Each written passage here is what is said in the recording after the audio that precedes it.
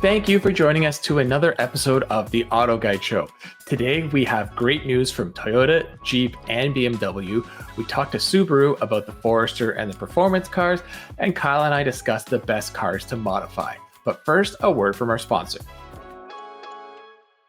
eBay Motors is here for the ride. Your elbow grease, fresh installs, and a whole lot of love transformed 100,000 miles and a body full of rust into a driveway entirely its own. Brake kits, LED headlights, whatever you need, eBay Motors has it. And with the eBay Guaranteed Fit, it's guaranteed to fit your ride the first time, every time, or your money back. Plus, at these prices, you're burning rubber, not cash. Keep your ride or die alive at ebaymotors.com. Eligible items only, exclusions apply. Welcome back. So we're going to start this week by talking about our biggest reviews and comparisons of the week. So there's no better place to start than this small SUV comparison that Kyle and I did. Yes. So it was between the Toyota Corolla Cross Hybrid and the Kia Seltos, two very different takes on this small SUV formula. Yeah, the Corolla Cross we drove against an HRV not too long ago, and it was a very practical, competent car, but neither of us liked the drivetrain or the way it drove. The hybrid really fixes all of that. It's got that extra power that was missing. The engine doesn't have to rev as high and drone as much. The car is just really easy to drive now. And I mean, it kind of looks like a baby version of their other SUV. So it's not super stylish, but it's not terrible to look at either. The Seltos, on the other hand, got updated. And mechanically, it's not too different than the old model, but inside it's kind of got boxier, is more spacious, I guess. Yeah, that's a great way to put it, where the Seltos is definitely the bigger model. If you're shopping for small but you want the biggest small car you can get, the Seltos really does a good job, especially in the second row. It is a much more accommodating space for adults than the Corolla Cross Hybrid. When we were looking up the specs, it doesn't feel like this in real life, but on paper, it is a 6-inch difference in legroom between these two models. So Seltos, if you're regularly putting larger people in there, definitely the nicer space. And also, like, having a light headliner, it makes a big difference, right? Like, the Corolla Cross Hybrid interior is all black all the time. And so it does make it feel a little more claustrophobic in the back too. Yeah, I'm glad the sort of all black interior trend is coming to an end. It seems more and more lighter shades and colors are being added. The thing that surprised me the most was how the two drove. I mean, neither are fun to drive or even all that great to drive, because they are more designed for doing a job than fun. But I found the Corolla Cross, just everything kind of came together and it was just an easy car to drive around. Whereas the Seltos, the steering, the transmission, the throttle, they all seem to be somewhat numbed out. And it wasn't like it was hard to drive. You just felt like you needed more effort and attention when driving it. Yeah. I think it was a good move for Kia to drop the DCT for the turbo engine for this facelift, and now there's an 8-speed auto. But every once in a while, you catch that 8-speed out, and you will be foot to the floor, and you're waiting for a second or two for it to downshift. And that's just, it feeds into what you were saying, where it just feels a little numb. Whereas the Corolla Cross, because it's a hybrid, you get instant access torque from those electric motors.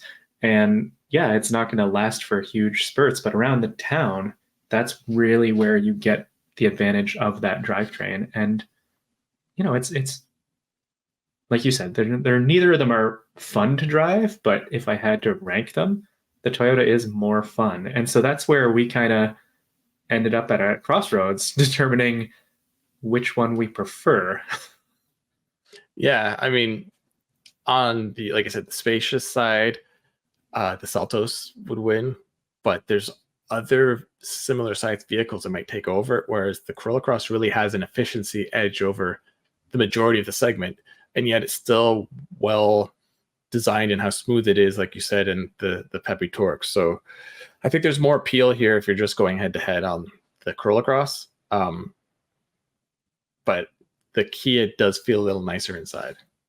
Yeah, you get a lot more toys for your money with the Kia, but long term, I'd be very inclined to go with the Toyota. I mean, it was one of our top 10 picks for vehicles under 30,000. Yep. So there you go. So moving on to another SUV that's slightly larger. That's, hey, also a hybrid. What do you know? Kyle, you drove the CRV Sport L, as it is called in the US. Yes. Yeah. Up here, it is a slightly different name. It's the EXL hybrid, but basically the same either side of the border. You're getting that hybrid powertrain, which was, improved for this new generation CRV, which launched last year. It's a strange hybrid because it has a very unique approach to transmission where it doesn't have one. But it's nice. It feels very refined. I mean, that's been the case for the CRV for a while now. Whenever the new generations launch, they always feel more refined than the previous one and very refined in their class. This one, very smooth, very comfortable. And the hybrid is the better powertrain. It takes a little bit of getting used to with the audio of that unique sound setup where you hear the engine revving, but you're not necessarily feeling that in forward motion. It's very good. It's very good at pretty much everything. It's just that this is a problem we've had with the CRV since this generation launched. It's too expensive. Yeah, it is one of those kind of you get what you pay for, but the competitors have gotten so good. The premium, it's not as easy to rationalize the premium as it used to be. Mm-hmm. And it's tough because it's expensive, and yet you're missing out on some features that are becoming pretty common in this class, right? Like there's no 360 camera, and the hybrid powertrain, as good as it is, isn't as efficient as some of the other ones out there.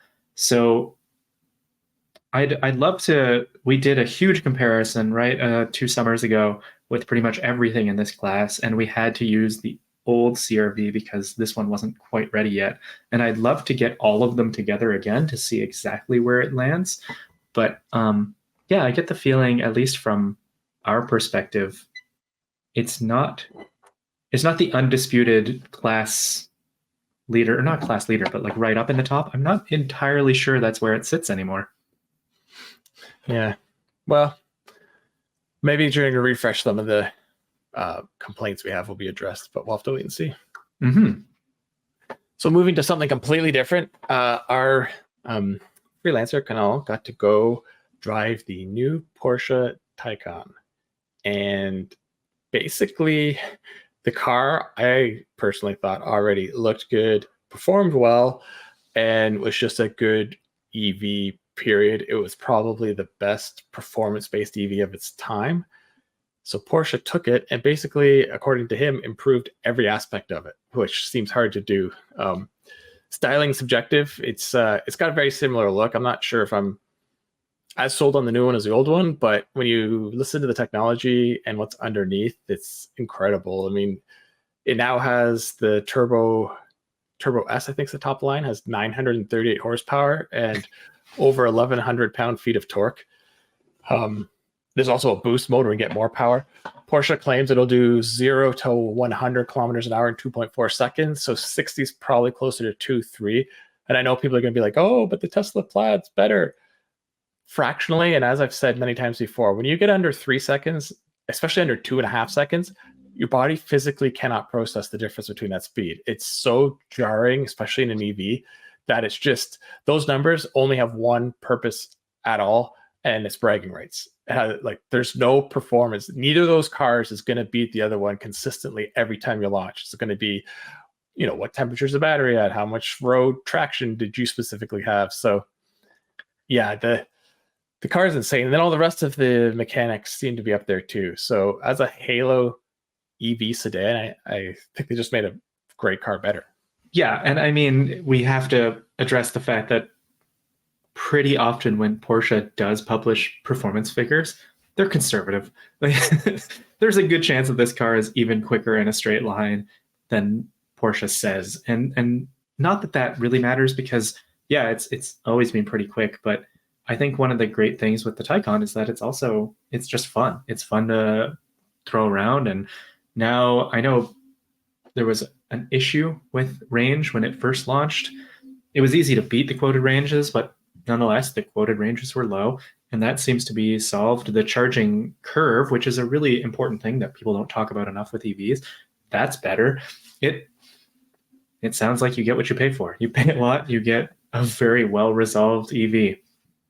And it can come as a wagon, so that just makes it a winner right there. Easy win.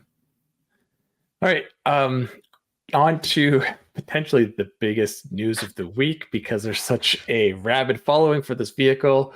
Toyota dropped their second teaser for the 4Runner, and they confirmed what everybody wanted. The rear window on the hatch does indeed roll down, well, power down. Phew, we were all concerned. Yeah. And the photo they released is the shot of it down through the back, and they've purposely put any sort of rear seat down, so we don't know if it's a 5 or 7 seater. All we see is the front seat backs and what looks like a tablet, or like a laptop computer sitting on the front dash, but that is indeed the giant screen that's in their new products. Yeah, and the short video teaser that Toyota released confirms that it will be revealed April 9th. And so I think it's fine for me to say I will also be doing a Toyota event during that date. So I imagine we'll have a lot more to talk about next week. All right. And 3 quick fire news pieces. We'll try to do each in less than 30 seconds. First, Buick brought out images of the new Envision exterior. It's been refreshed to look more like the brand's other models. The interiors where the big changes are. I'll let Kyle talk about the next one. The next M5 Touring is finally coming to North America. It's been a poorly kept secret where BMW put out something not too long ago about, let us know if you want it to come. And there was a quasi leak a few months ago. Anyway, yay, it's coming. More performance wagons. Excellent. Yeah, more performance wagons is always a plus. And Jeep brought back their best color by far. I can't even really pronounce what it is, so I'm just going to say it's the super bright magenta pinkish color, which is awesome. And I hope that I can drive one this year. If you're listening, Stellantis, Jeep, let me drive one. There we go. Yep. All right, well, we're going to go now get an update on the Project Genesis. eBay Motors is here for the ride. With the parts you need at the prices you want, and with the eBay Guaranteed Fit, they're guaranteed to fit your ride the first time, every time, or your money back. Keep your ride or die alive at ebaymotors.com. Eligible items only, exclusions apply. Last week, I briefly introduced a new segment we're going to have here on the AutoGuide Show, but today I'll give you the proper introduction. This here is my 2010 Hyundai Genesis Coupe. Now, this has been in the family more or less since it was new. My brother-in-law bought it right from the dealership. It did sit for 2 years, but then I bought it and now I have it. Being a 14-year-old car, there is a lot that's wrong with it, and it is also the entry-level model, so there's a lot of things I wish I could do to it. So using eBay Motors' Guaranteed Fit part system, I'm gonna replace what is broken and upgrade what probably needs some upgrading, or maybe just some things that I just want to upgrade. So before we get into putting any new parts in, let's take a walk around at everything that is wrong or I don't like about the car. We'll start at the front of the car. So first up, there's the front bumper. From the exterior, it might look okay, but if you get a little closer, you can see that down here it's cracked, and from in here, you can see the entire wall cracks. Yeah, it's just in bad shape. Paint's coming off. This hit a big block of ice when I was on a ice track last year, sliding around. So I'd like to eventually replace that, but I think that's gonna wait till a little bit later. On this side, you'll see at the back, this bumper is also equally in need of repair. This has been here for many, many years. My brother-in-law got hit in a parking lot by someone who kindly never left their name or number and just drove away. You may see that these are not the original wheels and tires. It is still in my winter setup because I do drive this all year round here in Toronto. So the original wheels I still have, and they have decent tires, but after 14 years, the alloy is starting to corrode, and I think I want to upsize and get pure summer tires. That's a definite. If you look at the lights here, you'll see they're getting hazy and scratched. Again, 14 years of use will do that. So I want to replace both headlights. The fog lights aren't in great shape either, but I'm going to leave them for now. On the back, we have the same sort of story with the tail lights. This one's in not too bad a shape. This one might look okay, but that's because I actually had to drill some holes in it because, as you can see here, it was leaking and fogging up anytime it rained and the water was getting trapped in there. So I drilled some holes to get it out, but it's all corroded inside, so those need to go. The stock exhaust system, it still works, still in good shape functionally, and it's actually still sitting exactly where it should fit. But that's got to go. That needs to get upgraded. Need a little more sound. I'm always a sucker for a little more sound in my cars. And if you go to the wheels again, you'll see I have relatively new rotors and pads, but I'd like to upgrade them to something a little bit better. Speaking of which, the suspension in the front is brand new. The bushings, though, are not, and the rear suspension is not. So I think it's time for new coils and springs all around, and probably some strut bars to tighten things up. So under the hood, it's just the stock 2-liter turbo that came with the car, and this is the first pre-facelift version, so this has the less powerful engine. I think I'm going to mostly leave it for now because I do need this to sit for weeks at a time and then be able to start up first try. But I do think the air filter can be upgraded, and maybe a good cleaning is needed under the hood here. Inside, I'm not going to do much for now. I would love to ditch the stock head unit and upgrade the speakers, but again, that's for another day. The shifter, though, is one of the weaker points of the car in terms of feel, so I'm going to try a short shifter and see what that's like. So over the next several weeks, I will be working on what I call Project Genesis Coupe, and hopefully this is just stage one, as I'd like to do more down the road. But for starters, I'm going to do the parts that I've mentioned: headlights, taillights, new wheels, new tires, hopefully new brakes, hopefully new suspension, a short shifter, and maybe some other things that may pop up. So follow along with me over the next couple of weeks. I will install some, I will have a professional install some, but for now, let's go back to the regular AutoGuide show. So yeah, there's a lot wrong with my car, as you saw, but as you can see behind me, parts are already arriving, so I'm looking forward to getting some of these on soon. And over the next several weeks, you can follow along with the journey. Speaking of modifying, Kyle and I made a top 10 list this week of the best cars to modify. We were looking at new cars only, because obviously the best cars to modify are used cars because they're cheaper to buy. But these are brand new cars that people buy consistently and immediately do things to them to make them their own. So we focused on vehicles that, as I mentioned, that is a trend, and vehicles that have a large aftermarket, so it's easy to kind of pick and choose what you want. So I started a list with an obvious choice, the Ford Mustang. It's been around consistently since the 60s. It's the only pony car that's always been around. And even the new gen, immediately when it came out, people are bringing out wheels, exhaust, spoilers, engine upgrades, all sorts of things. So that's an easy choice. It is. That I understand why you started with that. And then sticking with a domestic offering, I went with possibly the most modified vehicle, the Jeep Wrangler. I mean, you can do everything, right? You can do whatever you want. You're going to turn it into some ridiculous off-roader that will climb walls. Sure, there's plenty of options. If you want a fun, friendly beachcomber, you have that too. You can take the doors off or put on the tubular style doors. There's so much to do with the Wrangler, so that was an easy pick. There's even people who put like 30-inch wheels on it and make it just sort of a cruiser and put a bunch of body stuff. Yeah. The next pick, again, easy. If you say modified cars and you were around in the last 30 years, the Honda Civic. Specifically, I went with the new SI because the Type R is already so competent and like pushing the limits of what that car can do anyway, and it's not cheap. I don't think that's going to get too many modifications. And then the regular Civic, it's just sort of a regular compact car. It's a good one, but still a compact. So here you get something that's already got some performance bits that you can sort of use as your starting point and then work your way up. Yeah, solid choice. I would be inclined to go with the hatchback because I just love that shape, and you can still get the manual, so it's basically an an SI. But yeah, I agree with that one. I said STI, which was a bit of a slip there, but I'm not quite going for a certain obvious Subaru, I'm going for the Toyota GR86 and the Subaru BRZ because, well, if you want an affordable rear drive coupe, those are your options.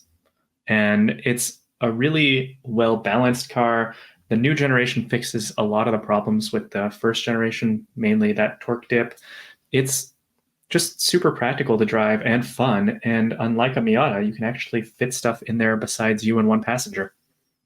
Yeah, and how many of those cars do you see where wheels and exhaust are done almost immediately?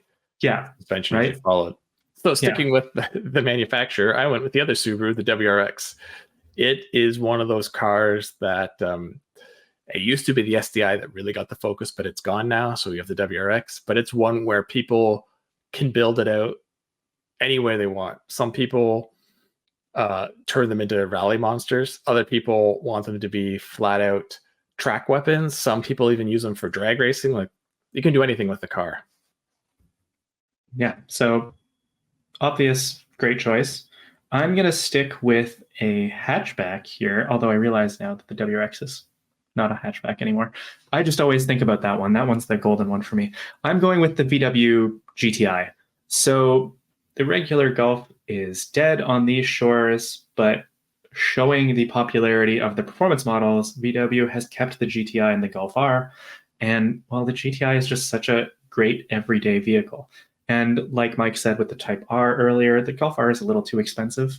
So a GTI just seems like a more approachable, ready to modify platform. You can add power, it takes it pretty easily, but you can also, there's a whole bunch of visual or suspension or wheel, so many choices with the GTI to really make it your own. And there's such a strong community there. So it seemed like an easy choice.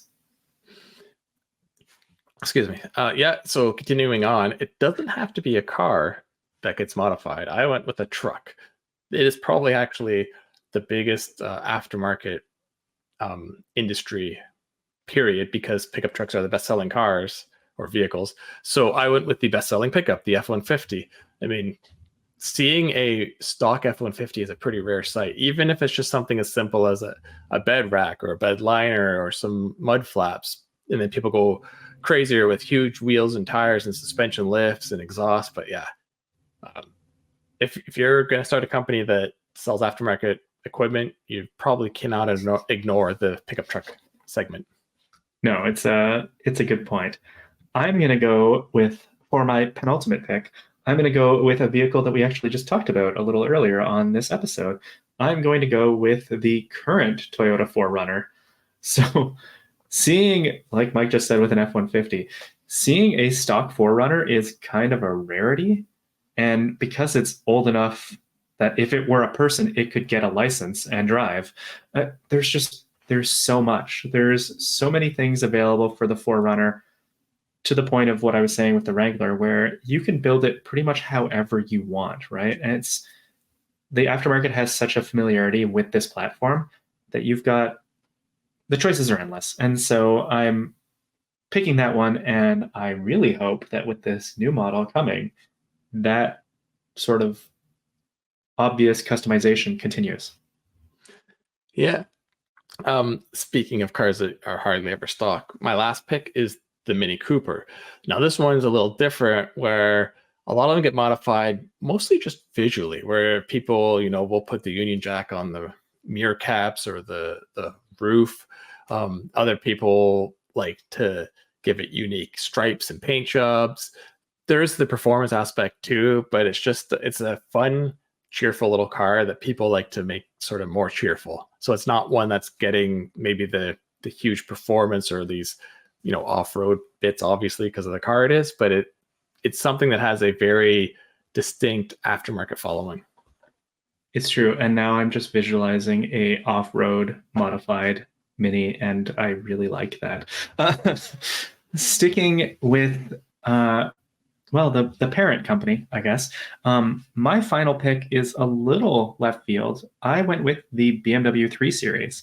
And I acknowledge that the current generation maybe isn't as modified as previous ones, but I think the core BMW-ness of that model still makes it an appealing one for anybody who does want to make their vehicle their own, right? Like both of the regular engines in the 3 Series, the 2-liter Turbo 4 and the 3-liter inline 6, they're very popular engines for modifying. They unlock power very easily.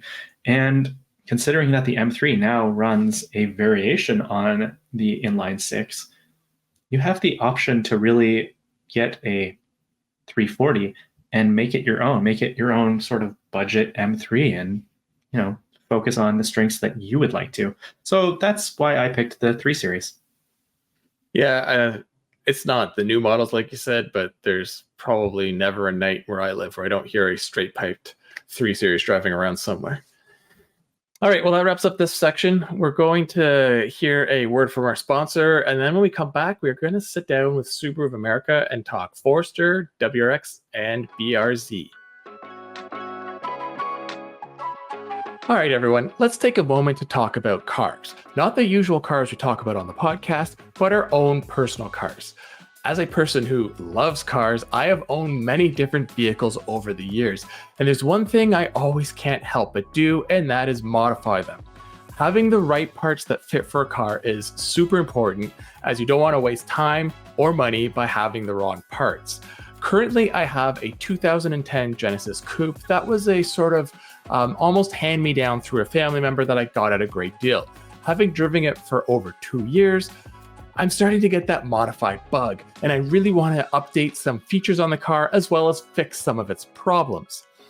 Now, I've always been a sucker for a little bit more noise, so I'm probably going to get an exhaust and intake on the vehicle. I had it on my Alero, on my RX-8, all of my WRXs, and I even tried to get one for my SBX, although I couldn't find the right guaranteed fit part. I'm also needing to replace some of the lighting on the exterior, as a few have lost their seals and are starting to fog up, and others are just kind of looking old and tired. Again, going on eBay and finding the exact part that will fit my vehicle, especially some cooler looking aftermarket ones, is a key factor. After that, I think it's time to look more at some of the mechanics of the car. Maybe some suspension components like a coilover, some strut bars. It definitely needs new bushings, and I also want upgraded brakes. Down the road, putting a limited slip in the car or something along those lines would be fantastic. Again, being able to go on ebaymotors.com and find all of these parts right away that will fit my car is a huge bonus, because then I can cross-shop and cross-examine which part exactly I want without having to then figure out, will this for sure work or will it not? So if you're like me and you like to modify your cars, you should probably check out ebaymotors.com now. All right, welcome back. We have a special guest today from Subaru America. If you could just introduce yourself and what your position is. Yeah, my name's Bill Stokes. I'm the car line planning manager for Forester, WRX, and BRZ here at Subaru of America. Thanks for having me on the show. Yeah, well, thanks for coming. We love to talk about vehicles, and it's great when we can do multiple vehicles like you're in charge of. So we'll start with the Forester, because that is the big brand new model. It's a bit of a departure, which kind of leads to our first question. The last couple generations aren't identical, but there's been very similar design cues. This one changes that a lot, like the C-shaped headlights are gone and whatnot. Why do the big change now? Yeah, we've actually we've looked at that quite a bit over the redesign of this generation, and it was a big focus and area of discussion for us. Forester's it's kind of a unique case because it's always been kind of a function following form sort of vehicle, where it was really focused on utility and safety and attributes like that are super practical. But there's kind of a generation coming up now that really expects more in the way of styling, and they don't want to give up. These younger customers, they don't want to give up the functionality of having a really practical vehicle, but they expect styling and they expect something that looks contemporary and fresh. So for this vehicle, it was really about maintaining those attributes that make the Forester super useful and really, really safe and very capable off-road, but also freshening up the styling a little bit to where, it does look good from the outside, and it does have nicer materials and a nicer layout inside, even though people are still going to use it for all the Forester stuff that every previous Forester has been used for. Yeah, like the one styling element that's still there, that's in every Subaru, is the the big greenhouse sort of boxy shape. And I always tell people, like, it looks like that for a reason. Like, my wife owns a Crosstrek for a reason, because she says it's so easy to park, I can see out of it, which isn't always the case in the segment. Yeah, and visibility is something that it doesn't show up in spec sheets or anything like that. But when you sit in the car, when somebody gets into it for a test drive, they just sort of get it for the first time. They're like, oh, now I see why it looks the way it does and why there's so much glass in the back, because it makes you feel like you can see everything in all directions, which is really, really nice to have. Yeah. Sorry, I was just going to say, I was just seeing family on the holiday weekend recently, and they were asking about vehicles in that class, and I mentioned that for the Forester in particular is like, there's huge glass room. It's a lot easier to see out of than some other competitors. But I'm actually going to tie that to our next question, talking about other competitors and Forester. We know that a hybrid model is coming in a year or so after this new model debuts. And we know that electrified sales have really taken off in North America in the last few years. And Subaru does offer quite a lot of plug-in hybrid and regular hybrid powertrains in other markets. So, Bill, could you explain the more cautious approach that North America has taken with electrified sales? Sure. Yeah, when we launched the new Forester, we announced at the same time that there would be a hybrid version of this car that would be coming after launch, roughly a year after launch, most likely. And the reason for that, the reason there's a delay and there's some additional time in there, is that this is an entirely new hybrid system. It's actually not related to any of the hybrid systems that we use in other markets or anything that we've sold here in North America in the past. So it's related to the fact that U.S. driving needs are very different from what you see in places like Japan and Europe. We tend to drive at higher speeds. Our combined driving cycle for the average consumer includes a lot more highway driving and mixed sort of combined driving at overall highway speed or average speeds that are higher. Mm-hmm. And so when you're talking about developing a hybrid system that's actually going to give significant benefits to a customer that drives that way, the system needs to have more capability, bigger motor, more power, bigger battery, those types of things. And so the intention with this hybrid system is to have like an all new capable next generation hybrid system that won't be shared with any of our other hybrid offerings in other markets. And that's why there's some additional time to develop that and to make sure that it is suitable for what the North American customer needs. That's fascinating input on that. It's really great to hear too, because like you said, we drive on highways so often, right? And that's traditionally a hybrid weak point, sort of, in the sense that, you don't really get much additional efficiency, if any. So yeah, interesting. Thanks for filling us in on that side.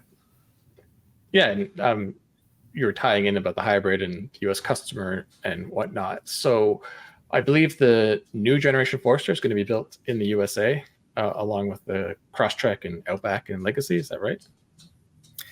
So at this point, Forester production is going to remain in Japan. Okay, that's what I figured, because I assume SIA is getting busy with sales constantly increasing, so there's only so much you can produce in one plant. What would be, with the new generation Forester, sort of the three attributes you think buyers are prioritizing that you've really tried to go after? That's a really good question. It's something we think about a lot, because we do a ton of surveying and research to talk to customers about what they actually want in vehicles.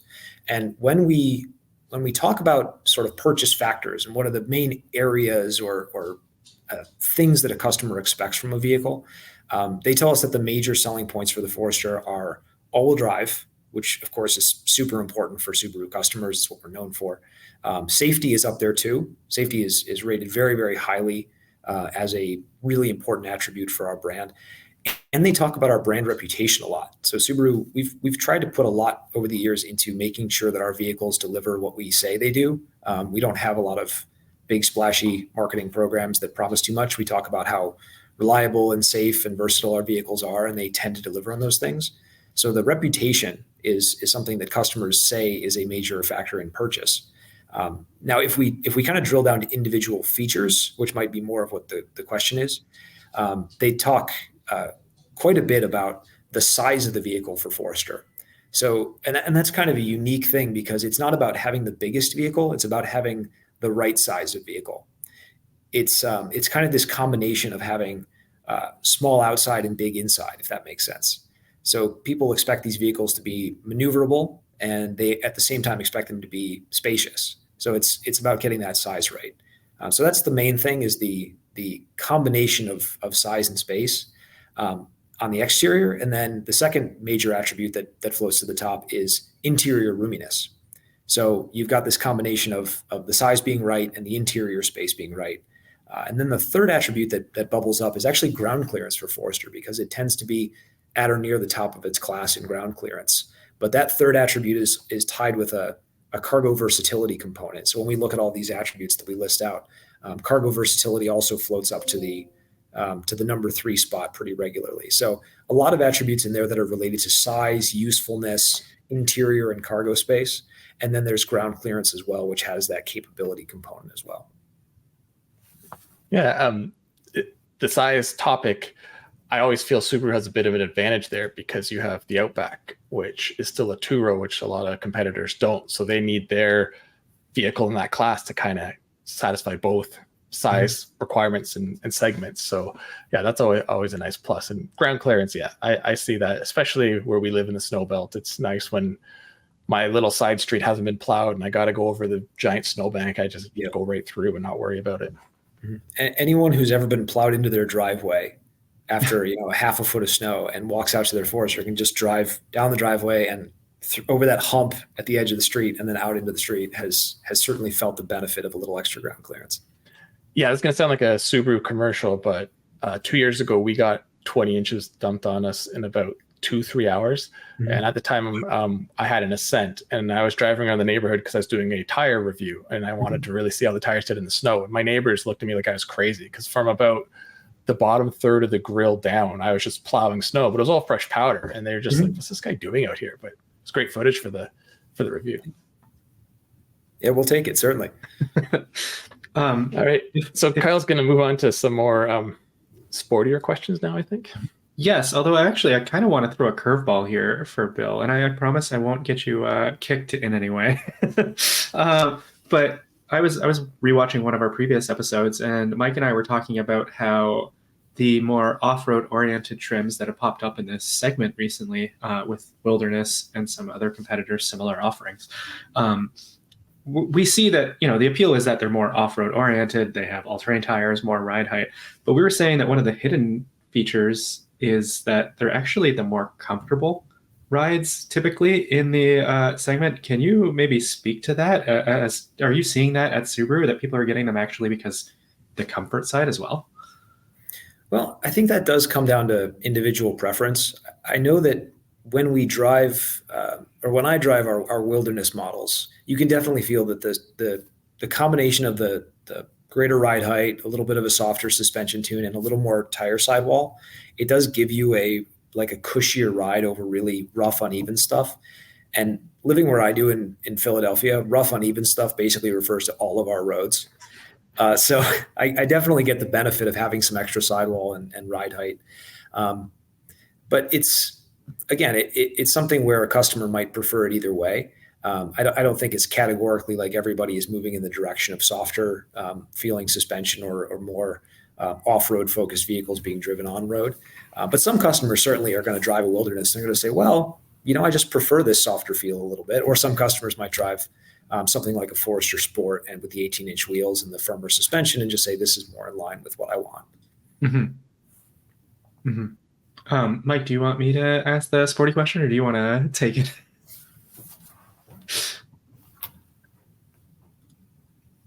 It's just no. Sorry, I apologize. For some reason, my headphones turned off. I'm like, I see them talking, but I can't hear anything. It reverted back to my computer for some reason. Sorry. Oh, that was a question there. I was just saying, do you want me to ask the sporty question still, or would you like to take it? You can start. I'll do the second one. All right, sure. So, Bill, TR was a little bit of an unexpected badge to show back up on the WRX. So the old one stood for tuner ready.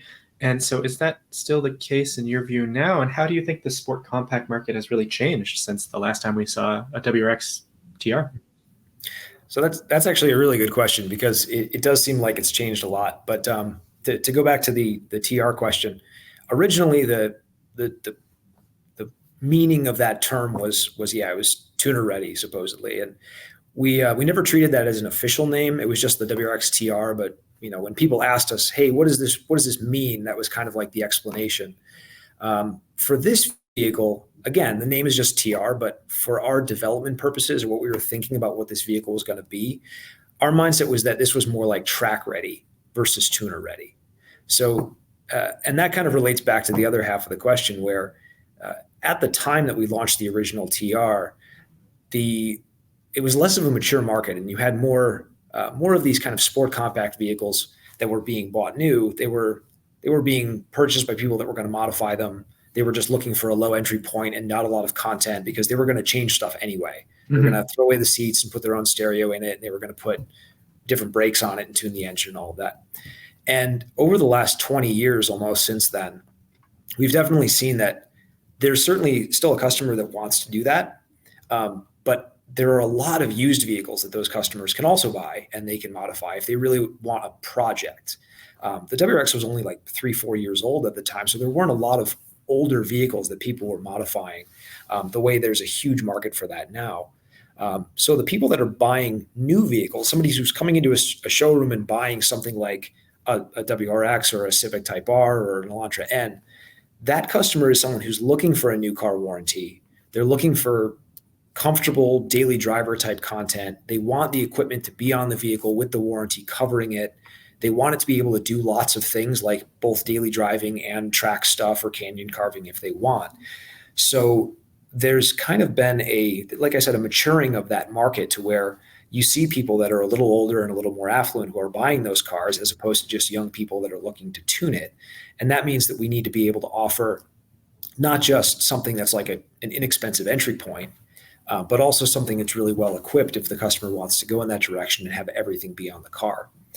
And to just maybe illustrate that point, when we launched the TR, there was no base model WRX. That's what the TR was. It was a new trim level that kind of slotted in below the regular WRX. And that same year, we launched the WRX Limited. So that was kind of building out the WRX line from basically a single model with just a couple options on it to being multiple models where you could spec it in different ways. And that's the way the lineup is now. So there's still a WRX base. The TR never really went away. It just became the WRX base that we have today, which has 17-inch wheels and different interior fabrics and less content on it. And so it wouldn't really make sense for us to reintroduce something like that now because it already exists. And this TR was intended to say, okay, if we were to build an enthusiast-focused model today, what would that enthusiast want?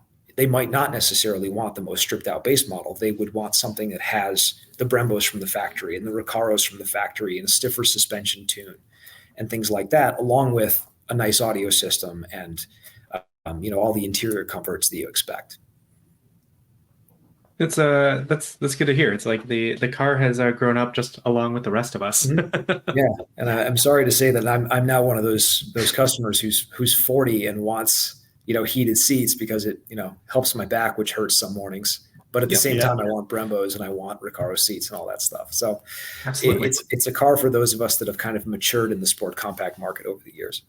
Yeah, thanks. I had remember the Saab 92X, which was just an Impreza underneath. I had the Aero, and I had coilovers, and I had that thing so stiffly set up, like a pebble on the road would hurt your kidneys. And now it's like, I want a nice soft suspension that's still track ready, and like I said, the Brembos and everything. So I get it. And that kind of takes us to our final question. The BRZ has a trim returning as well, the TS.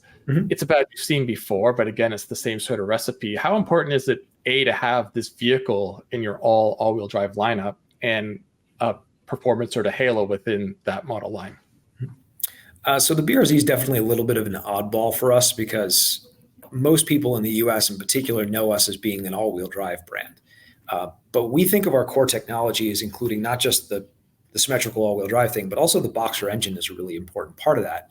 And it's been, pretty much the only way that we've gone to market with internal combustion engines since, I don't even know how far back. I know we sold a few Justies in the late 80s and early 90s that had inline engines, but it's mostly been Boxers for everything else. So the BRZ, and actually the name BRZ stands for Boxer engine, rear-wheel drive, and Z stands for zenith, which means the kind of the peak of what that can be.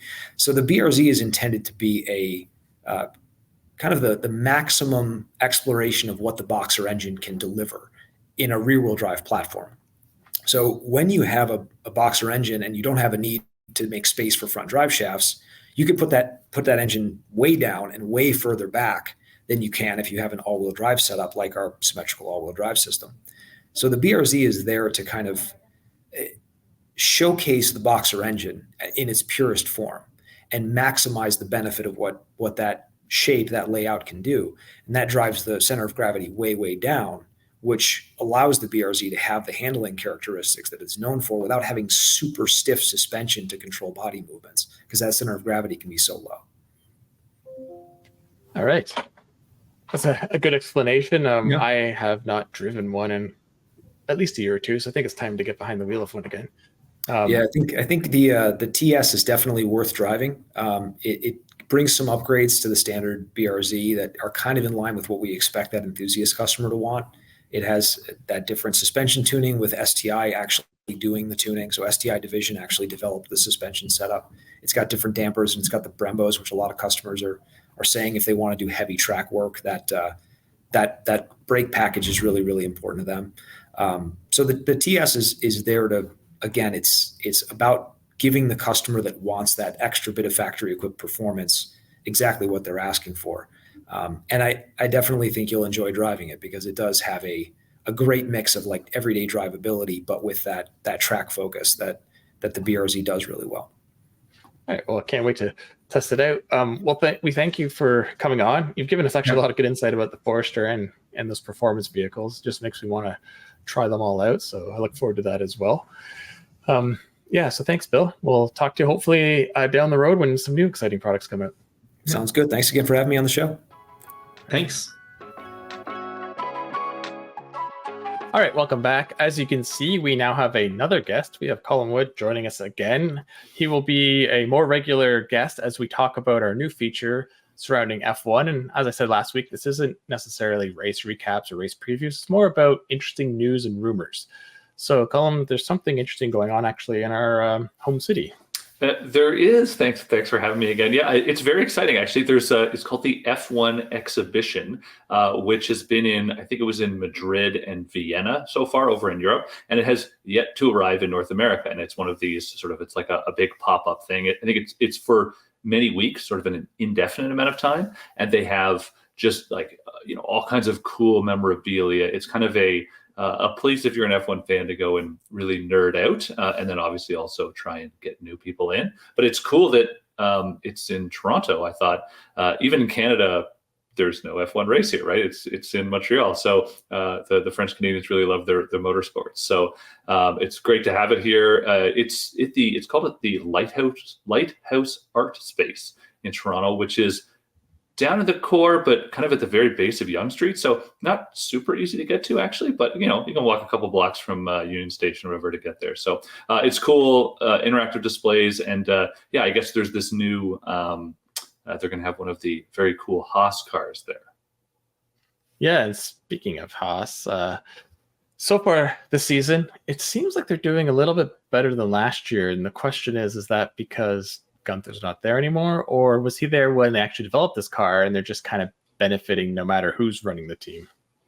Yeah, I don't know. I feel like a little bit of strokes of luck. I think we've also seen some of the other teams have been terrible. Like Alpine would normally be better, right? So they've actually succeeded, and like all credit to them. They've tried very hard to scrape out a minimal amount of points whenever they could, do what they could. So it's like you can't fault them for that, but I think it's we'll see. I mean, is that a tactic to could they be sixth in the constructors' points at the end of the year if they could basically just scrape out 1 or 2 points every single weekend? It's possible, right? The push to success for the top teams happens when you get 2 cars finishing high in the points all the time. So maybe you just sixth is get 2 points or 1 point every single race weekend and wind up at the end of the year looking down your nose at Alpine or something. Yeah, I mean, not coming 10th, I'm sure is the top priority, because you get a lot more money every position your constructor ends up at the end of the year. They still seem to have the problem of they can qualify better than they can finish. I mean, last year it was like night and day. They'd be mid-pack qualifying and always end up at the back. But they've had a couple great qualifying sessions, and then they hung out in the points. And as you said, Alpine, I mean, that poor team, they all know it. Like they're stuck the way they are for even the next year, because their engine is just down on power, and the FIA won't let them tweak it. And they're just stuck with like 20 or 25 less horsepower than everyone else. So yeah, it's gonna be a sad season for Alpine. Yeah.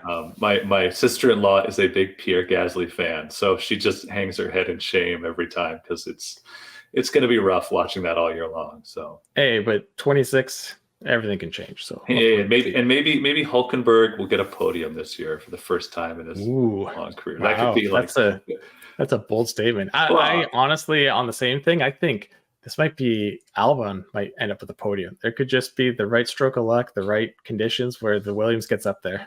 Oh, I agree. Although, I just saw, I know once this recording goes live that the Suzuka race will be over.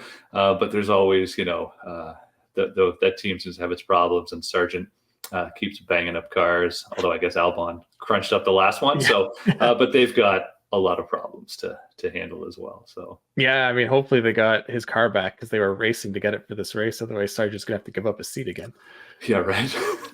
I have some other very interesting. The best rumor I heard of the week, let me put it that way, is this story that potentially Vettel could return and actually race for Mercedes.